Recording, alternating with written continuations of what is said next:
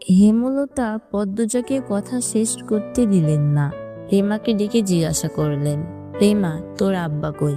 উঠানে গিয়ে বল আমি ডাকছি।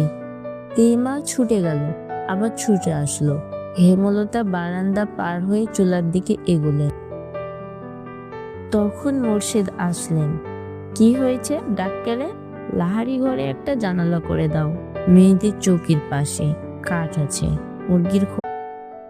মোর্শেদ ঘন্টাখানিক সময় নিয়ে 2 ফুট উচ্চতার জানালা করলেন।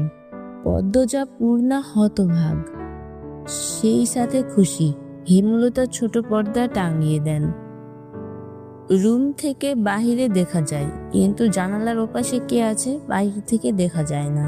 সন্ধ্যার মুহূর্তে শুটিং শুরু। পদ্মজা, পূর্ণা, প্রেমা চৌকিতে বসলো চিরানি। তাদের চোখ মুখে খুশির ঝিলিক। হাসতে পারলেও পূরণের সামর্থ্য হয়নি হেমলতার। হেমলতা ঘরের বাইরে যেতেই পূর্ণা বলল, আমার মায়ের মতো সেরা মা আর কেউ না, তাই না আপা? মায়ের মতো কেউ হয় না, সবার কাছে সবার মা সেরা। আমাদের মা আমাদের কাছে সেরা, লাবণ্যর মা লাবণ্য আর ওর ভাইদের কাছে সেরা, মনির মা মনির কাছে সেরা, ওরা বলেছে। বোকা, এসব বলতে হয় না, আমাদের আম্মা সবচাইতে ভালো আম্মা। প্রেমা অবাক স্বরে বলল, আম্মা তো কালো, চিত্রা দিদির চেয়ে সুন্দর কিভাবে? এভাবে বলছিস কেন প্রেমা? তুই ফর্সা হয়ে গেছিস বলে কালোকে ভালো মনে হয় না? পূর্ণা গম গম করে উঠল। প্রেমা ভয় পেল।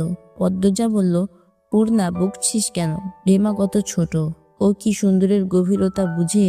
ও খালি চোখে ফর্সা কালোর তফাৎ দেখে। এর গভীরতা তো আমি আম্মাকে দেখবো মন দিয়ে। আমিও। প্রেমা পূর্ণার দলে ঢুকলো। হেমলতার চোখ বেয়ে 2 ফোঁটা জল গড়িয়ে পড়ল। এই কালো রঙের জন্য ছোট থেকে সমাজের তুচ্ছ তাচ্ছিল্য হয়ে এসেছেন। কত লুকিয়ে কাঁদা হয়েছে, কত করে চাওয়া হয়েছে কেউ সুন্দর বলুক, কিন্তু সেই কপাল কখনো হয়নি।